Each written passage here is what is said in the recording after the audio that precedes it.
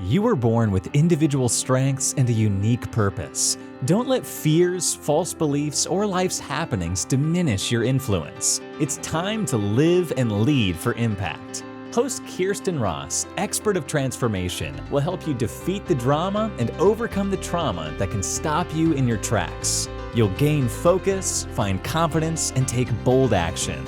Unleash passionate, purposeful you. Let's go.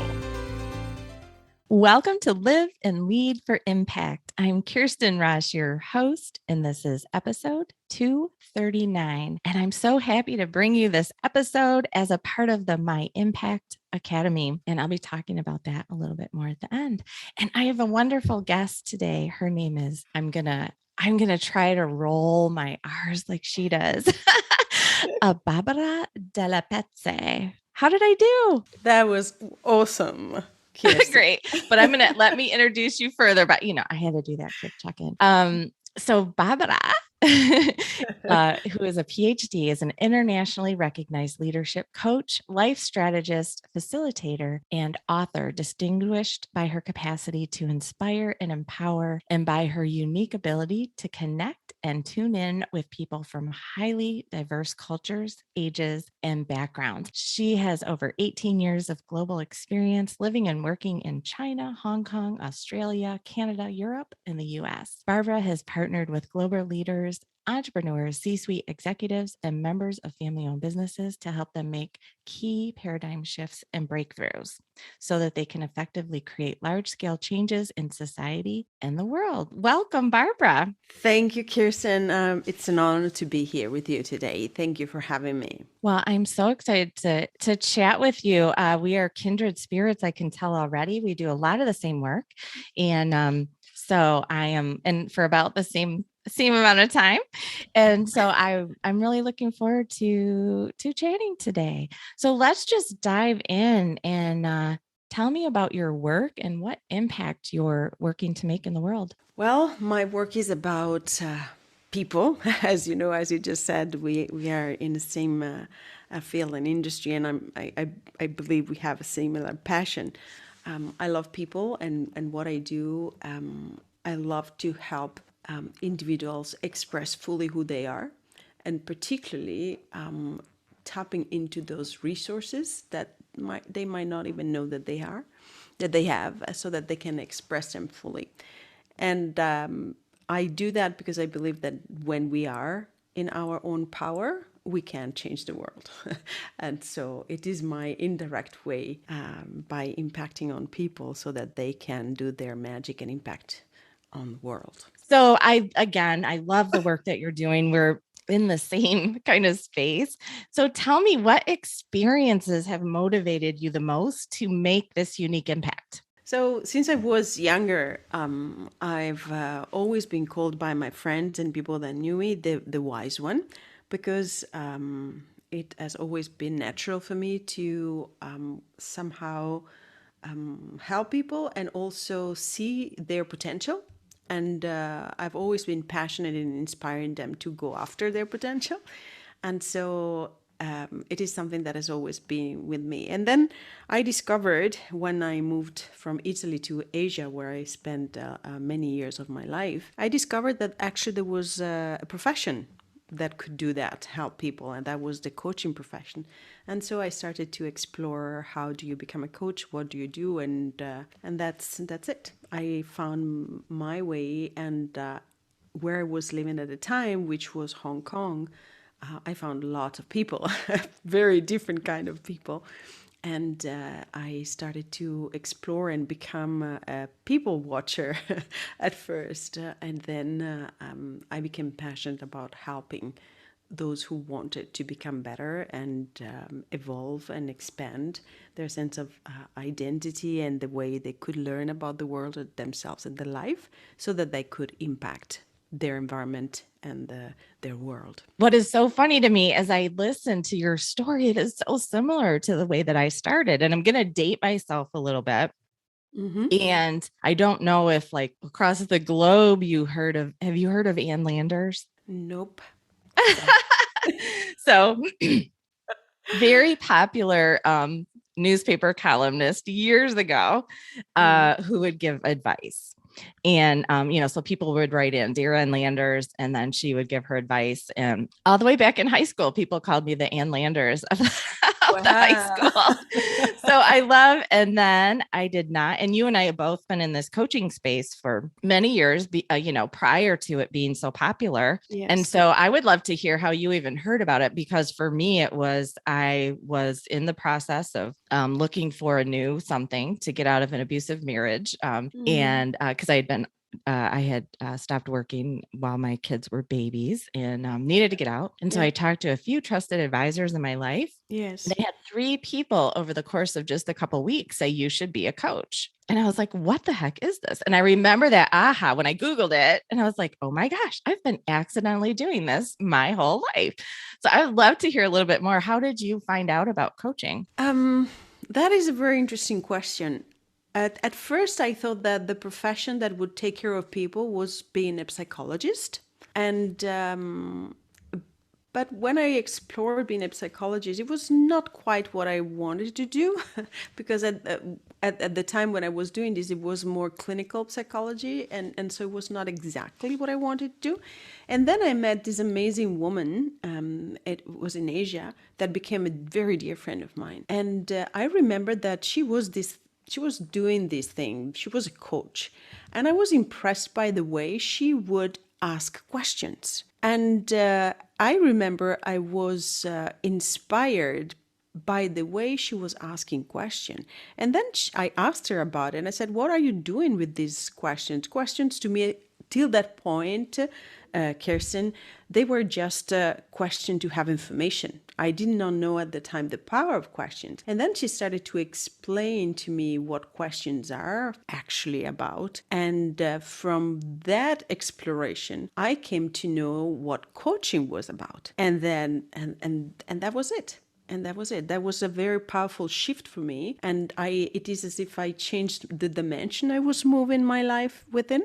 And I started to see things differently, opportunities differently, and I decided, okay, this is something that I want to do. It was not as straightforward, because then in the midst of this, life happened. So my divorce happened and many other things happened. I was living abroad in many different countries, so I had to integrate a lot of data, so to speak. But the moment where I decided and I recognized that there was so much value in coaching was when this person was using question in such a powerful way, and I loved it. I love that. It makes me think back to when I had that yearning, and I'm sure you're the same way. And so, and also the fact that you're going through a divorce, very funny.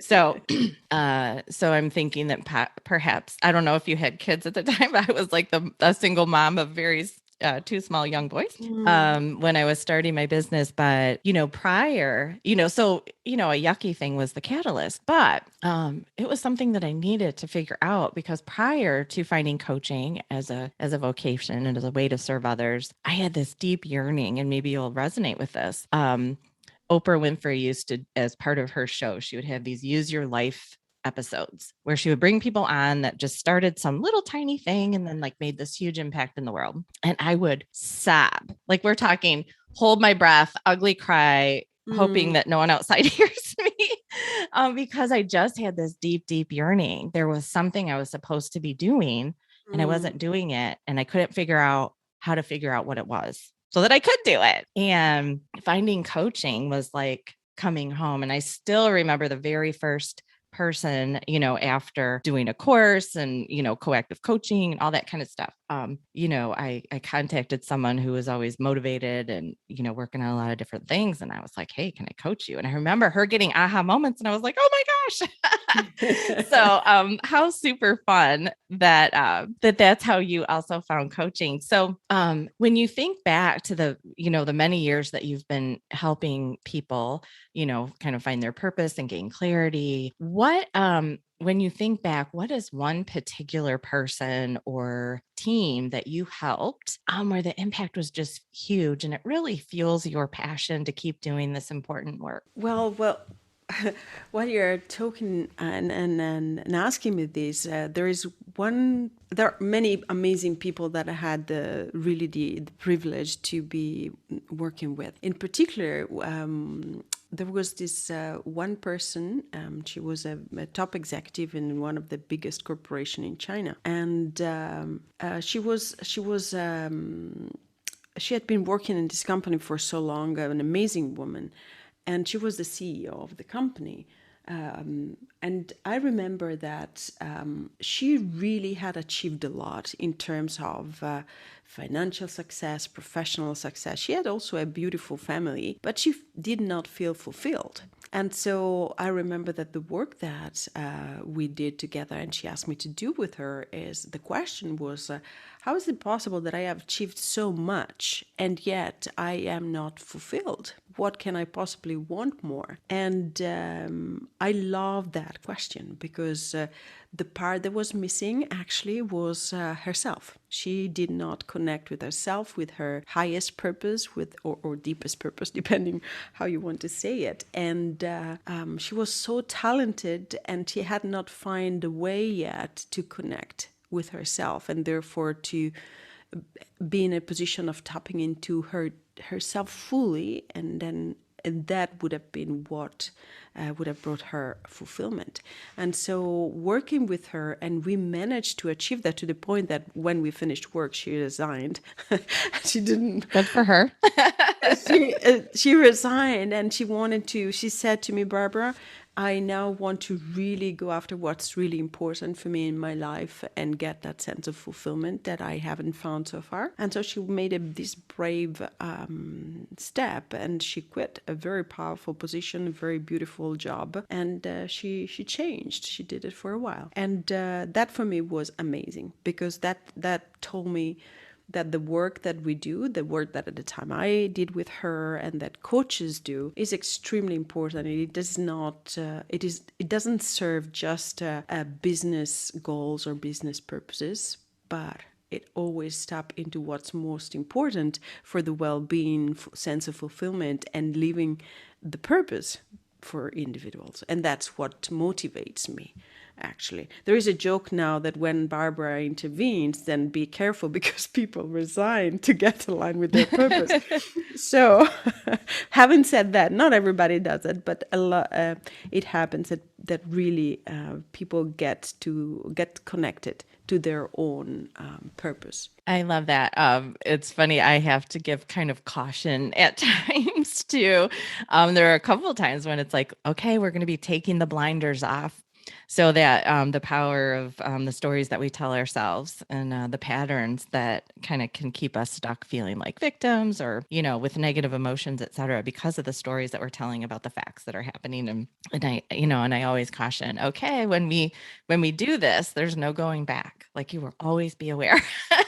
Yes. And to your point about, it impacts their life and their work. I always say you are who you are in your life and in your work. We can work on one and we'll impact both. And so the cool thing is, and generally it is in the course of their jobs, their employers usually paying for my work, but I'm like, no, you have free license anyway to talk about either, because, if you're a people pleaser here, you're a people pleaser in your life, we can use any of those circumstances to show, find that gap, have you, create new communication and behaviors and work through that, be a better leader and have more healthy relationships. Absolutely. So, yeah. So, what has been the biggest internal or external challenge for you as you have over these many years worked into, first starting your business, growing it, multicultural across the globe? What is that biggest challenge, and how did you work to overcome it so that you can inspire others? So my biggest challenge actually happened when I was in China, and it had to do with that one of those out of the blue moments that happened, and that was when my then husband delivered the news that he wanted to leave the marriage, and that was for me really unexpected and an out of the blue event, and that completely transformed who I am today, and my life. And that has been really difficult to overcome. It was a long process of rebuilding my sense of identity and my future and my career. It was extremely powerful because it happened when I was in a foreign country, actually moving in between countries and living and working in between countries. And it forced me to look not only at myself, the person I knew myself to be, but also to look at the culture I was coming from, at the culture I was brought up in, at my family values, my own values. I was in a very different country, and I was meeting people from all over the world, and they simply challenged my values, what I believed in. And with this sudden breakup of my marriage, the values, the beliefs, the tradition I've always believed in suddenly didn't make sense and didn't hold true for me anymore. And so it was a very profound shaking of myself and my world. And I made a decision that I wanted to face whatever was in front of me, no matter how painful it was, from the inside out. And so I did. I took my courage. I tapped into my most profound resources, into my support network of amazing friends, and I started to move into the new world that this event suddenly created for me. That it was an empty world, unknown, full of uncertainties, and everything was new and scary at that moment in time. And I learned about myself and how to navigate that new world. I wrote a book about it, and because I wanted to contribute to the life of others that might have gone through a similar situation.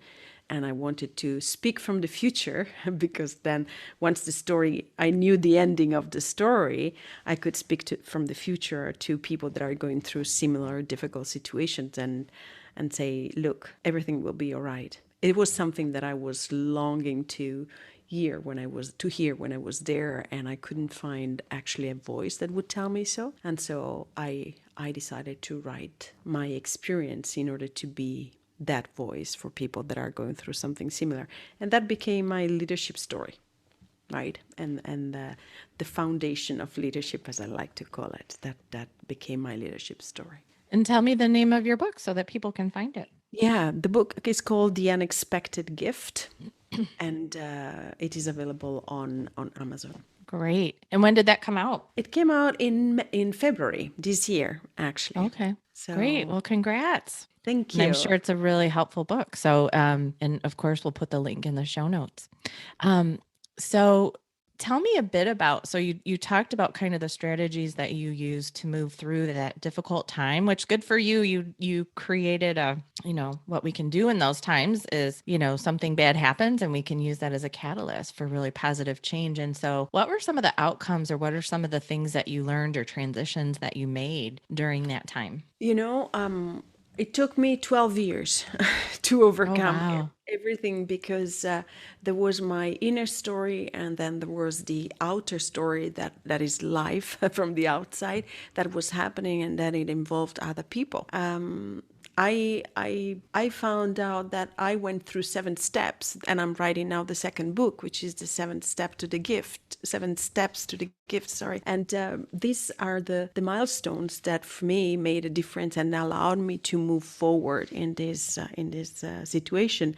They are 7 steps. Let's say they are all, to me, extremely important. Maybe I can share a few with you today. And the first one, just because you mentioned before the power of the story we tell ourselves, right? And about the facts that are happening.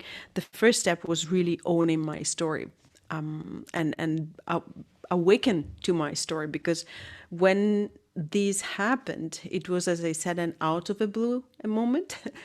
And I am a philosopher by training, so I thought I was actually very careful, and I was on top of things. I was observing, I was paying attention, I was attentive. And yet there was something that I missed clearly because, or I did not want to acknowledge it and realize it was happening. So the first important step became, and for the future, without anybody going through traumatic events, really learn how to be awakened to your own story and be conscious about it and own your story, right? So that you can really be aware of what is going on, and not only with you, but also the people around you. So this is the first, let's say, wake-up call. Pay attention to what you're telling yourself. What is the legendary story you are telling the world about you and your life?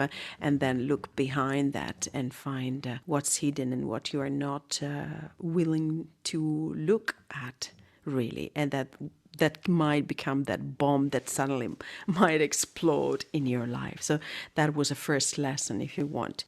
So the second point and the second step actually was for me to build radical relationships. What I in the book call radical relationships. I am blessed with very good friendship and long-term friendship. And in that moment when my breakup happened, I realized how important it is to have those radical friends, which are those people that actually can see you and can remind you of who you are. And they are there for you no matter what's happening, even if you are not on top of things, on top of the world, and they are there and they look at you and they make you feel like you belong. And for me, they did it. So my husband was living me there alone, and they were telling me, you belong to us. We are your family. We have always been. And they reminded me of who I was, because when I'm sure you can relate to that, Kirsten, when we are in the midst of so much pain, it's very difficult to remember who we are fully, right? We just perceive a little bit of ourselves. So radical relationships, radical friends make a difference. And so I learned that more and more we need to invest and build in those special relationships. Not only for times of difficulties, by the way, also when we are in very good time and we are successful in the traditional, let's say, or a common way of interpreting success, which is things are going well, you are recognized, you achieve a lot. You want to share those moments with friends that actually know you and understand you, because that is even better when you share, right? So building radical relationship became extremely important and key from that moment on. Another point, that is also partnering with mentors. Having mentors, and I would add now, not only mentors, but role models, sponsors, coaches, having a coach that supports you, because those are people that can help you see beyond what you are capable of in difficult moments. I use the difficult moments because really that was my experience overcoming a tragic event and a very, very challenging situation. And for me, unexpected mentors and role models, they were not people that I was surrounded by. They were people around me. They were loving and they cared about me a lot, but I couldn't find in them mentors and role models because they did not have the experience of the intensity of pain I was going through. And so they couldn't say anything. They couldn't show me anything that could move me forward. But I found those unexpected mentors in what I call the giant of the soul. And for me, they were people that experienced the tragic and the trauma of war and the Second World War, the concentration camp experience, and they wrote about it in their books. So I read books of these amazing individuals, and they became my mentors. They became my role models because I was looking at what they say, their experience, and I was learning how to think, my attitude, how could I look at my situation in order to overcome it. And that was very, very powerful. And so I think I read so many books that were written, and I honored the story of them. Not saying that their story and mine are similar, not at all. I don't dare to do that. But exactly because what they went through was so much harder, I had to learn so much from simply observing and reading their words. And so to me, that became extremely important and extremely powerful because I found a community I belong to, and because they made me feel so. The scripts of these people made me feel so, and it was a very powerful lesson and contribution to the story of overcoming and healing that I went through. There are other steps. I don't want to take too much time on this, but one in particular, which is the last one in the sequence of the 7 steps, which is the paying it forward. And I realized, as I said before, it took me many years to heal and overcome the situation that was very complex.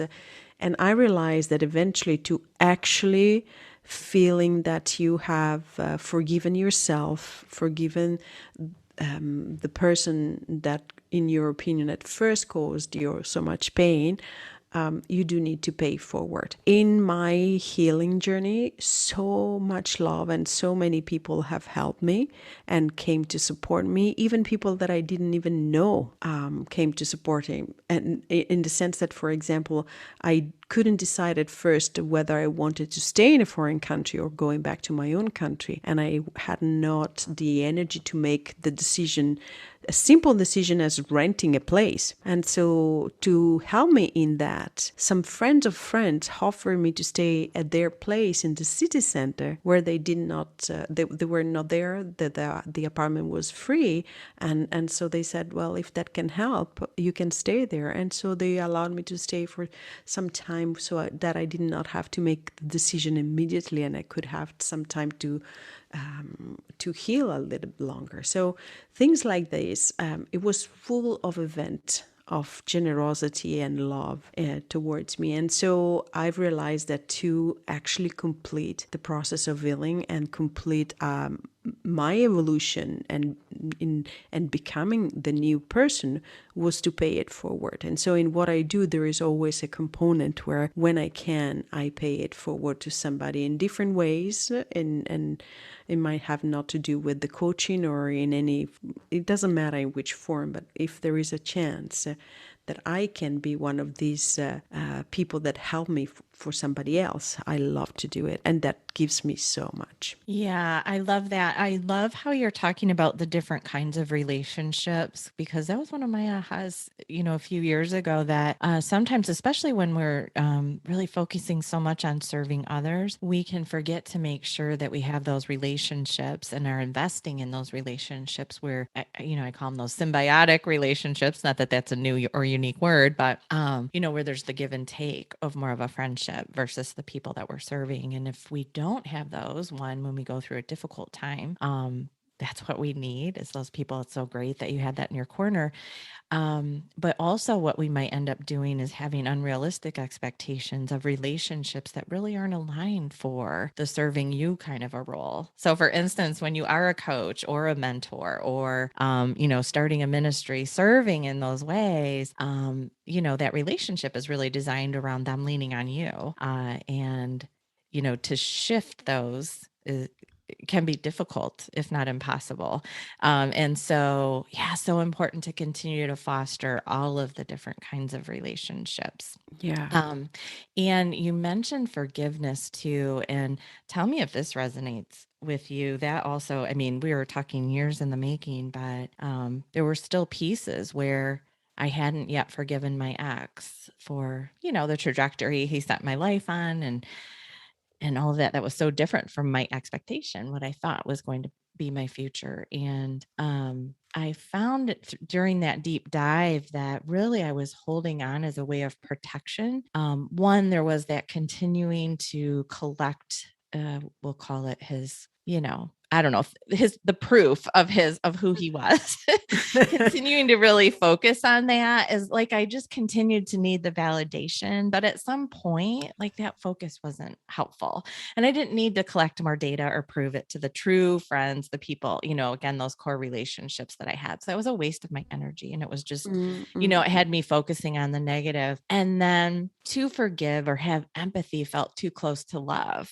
And again, I needed that protection because, but in finding the empathy for, there were challenges there that caused what happened. And I'm not excusing it away for sure. But if you can see the person as an imperfect human and start to work on that relationship or the forgiveness piece, and know that you're not going to like fall into the the love thing. It's different. It's just of a fellow human. But anyway, it serves us in releasing all that negativity and the energy that we're placing on continuing to hold that negative stuff. And that was such an important piece. And again, happened years later. I'm probably still working on it over 15 years later, however many years out we are now, but the kids are grown. That's how long it's been. But do you resonate with any of that too? Oh, look, I agree with you that not first fostering that negative energy. In my experience, that the first thing that apart from the very beginning, when you are very angry because it was something that I did not choose, and so it was painful, and I was very angry. But I would say very soon, I realized that actually being so upset and looking for at first the question was, what did I do? But then also look at him and what did he do? Right? It did not serve me. So Yeah. I actually immediately dropped that, and I started to focus more on getting the power back to me. So I started asking myself, okay, so what did I do or did not do that I could have done differently? And I try to, there is another step that I didn't mention before, is find the clarity of mind. So for me, it was actually creating the distinctions between me and him, and then start focusing on myself and how do I discover a new way of thinking about myself, and yes, what could I have done, but also what can I do now. So I started somehow not to skip over things, but I try to respect and really believe in his decision. And once I had done that, then it was a matter of, okay, so now what do I do with what I have, with who I am now, with what I think, with what I feel? How can I leverage these and transform it? Because anyway, I had in my case, he did not speak much, and he did not give me many reasons, and he just simply left. And so it was very difficult for me to even think about something. And so immediately, though, it became clear that I could not linger on negativity, because it was too painful for me. And so somehow I let it go, and I detached, and I started to focus on rebuilding myself as much as possible. This is from the inside. And from the outside, I trusted life, I trusted people, and I trusted even events, in the sense that events happened from the outside where clarity came from unexpected places, as one chapter of my book said. And people came to me with information, or people met me. And even eventually, my ex-husband, after many, many years of silence, unexpectedly, he calls me. He sent me an email, actually, that he wants to meet out of the blue again. And so that was the last step of the dance of forgiveness, as I call it, where really both of us, I think, we came to terms with the story we have created by this separation and this divorce, and learned a new way of being at peace with it. So very beautiful. And the biggest lesson is that really negative feelings against people don't serve anybody. And so we better learn how to manage the positive and build on that. I don't know if you resonate with this as well. Yes. Well, the whole time I'm thinking, kudos to you, kudos to you, kudos to you for figuring that part out. It was not easy. I tell you, it was not easy. Of course, I will give myself grace. He was abusive, and I was still having to co-parent. So there were still continuous things that were happening that were very challenging. But I should have learned my lesson earlier. So listen to Babala.